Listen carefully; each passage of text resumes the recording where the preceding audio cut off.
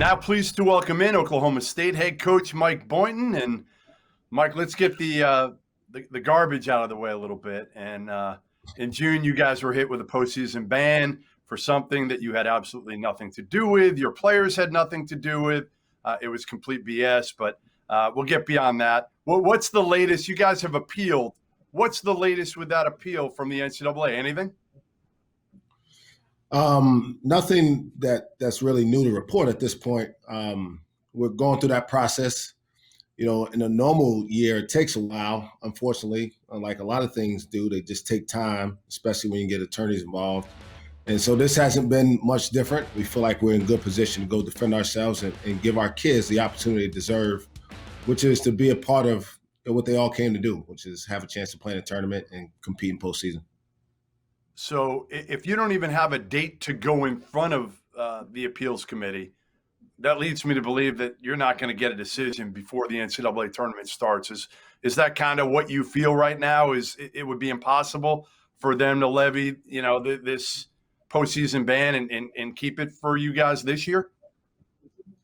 Yeah, I don't know. I mean, I'll be honest. So much of the stuff happens like the day the announcement came out about the sanctions. I found out like 15 minutes before they made the announcement. So I don't expect them to like give me this like big lead time to prepare a team. Mike, take us back to the day that ruling came down. You know, obviously you have this star freshman, Cade Cunningham, on your team. He's probably only going to be in school for 1 year. There's a chance that now you're not playing in the NCAA tournament. Like, what are you thinking in that moment? How are you sleeping? I mean, Cade he's got options, right? Like, he could go to the G League. He could go overseas. Like, how are you handling that in that moment? I was really disturbed by the fact that I knew what happened. Obviously, I'd been through the process. And I thought, we had self-imposed some recruiting restrictions, a fine and things like that. And I thought we'd be left with that at the end and be able to move on. And then particularly as it relates to Cade, he felt like this was still a place he wanted to be. We always finish this segment with kind of a three-point play, quick hitting questions, fun, lighter. We're going to make it a 4-point play today, Rob. I got one more I'm going to add to the mix at the end, but we'll start with an easy one for you, Mike. True or false? You only eat nuts and berries in February. This is true. This is day one. So this has been going on since 2006. So 15 years now, and the whole month of February, nothing but fruits, nuts, and vegetables. Why? It's probably not very good. It's not smart, but it started as something kind of in 2006. I was working on the staff at Coastal Carolina, and, joking in the office about, hey, I bet you can't go a week without drinking a soda. That's how small it started. And so I did it, and then I just kind of built on it, and it came to this thing where it's a discipline deal. At the core of it, I believe discipline is a skill.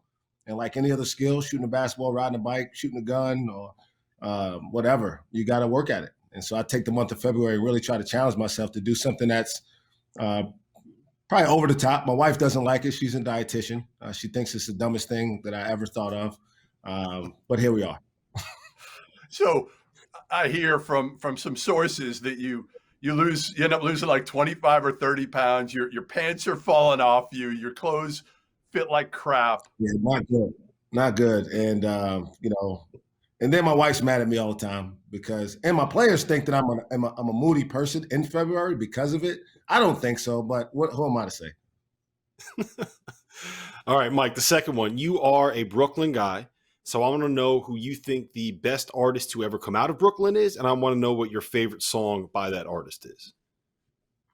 Best artist. Wow. There's so many good. So I'm assuming we're just talking to music here now, right? Mm-hmm. Okay. The arts cover a lot, but I'm going to go with Biggie. Grew up with him. He's from my neighborhood, Bed-Stuy. Jay-Z's really close. I don't know if I can honestly pick a song. Jay-Z, my favorite Jay-Z album is the Black Album. My favorite Biggie album is Ready to Die, his first one, because that's literally the music I grew up on. All right, so we'll go light here too.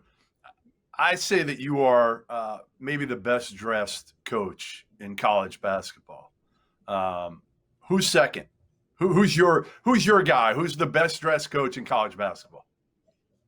Best. So it's different now because you don't see guys in suits anymore this year. I'll give Kevin Keats has some pretty stylish stuff with him. He doesn't mind throwing on a red pair of shoes. I don't know if I could pull that off, like solid red. But Penny's pretty strong. Definitely not at Oklahoma State. But Penny Hardaway is going to be up there too. And I've always thought that I was kind of second on your list behind Penny. Now you're first, my man. You're first with that baseball shirt that you wore out. That was it. Once you wore that in AAU out in Vegas, you won it for me. That was it. I still want that Oklahoma State baseball shirt. All right, last one. What has Cade Cunningham done to get you the most pissed off at him this season? What has Cade done to get me pissed off the most? So this is back in August. This is like the first weekend of school. So they came here in early July. And obviously dealing with the pandemic and still uncertainty how we're going to get to the season. And so, guys, we can't go out in town. We can't, don't hang out with friends. Don't go to frat parties. Don't do any of that. Well, the day before classes are starting on a Monday, we're going to meet on Sunday. So Saturday night is like the night where things happen. And I get a call from one of our managers that say, "Hey, coach, I just want to let you know, I don't want to tell on him, but Cade's out walking around downtown." And I'm like, oh, man, this is not good because now I got to deal with it, right? It's one thing to have a rule. It's another thing to have a rule that you have to enforce on the best player on your team. And right so away. The only thing that helped me was it gave me some credibility. The very first meeting I had to have with this team, I got to call him out in front of the team and challenge him and tell him, no, dude, you can't go, especially you. Like, everybody wants your picture and autograph and wants to get next to you. And you can't be the reason that we're shut down because you were out at a freaking, wherever on campus. So that one pissed me off just because I know the profile he has. He's so unassuming. And really, it went to show me how much he valued this experience. He wanted to be a part of a college campus. He wanted to have that experience. And I hate that he didn't really get it, but I'm certainly glad he's helping us on the court. Well, listen, we appreciate you joining us, Mike. Here's hoping that the NCAA moves as slowly as it usually does and doesn't make any decision until after mid-March. But listen, thanks for joining us and continued success this season. I appreciate both of you, Jeff and Rob. Have a good one.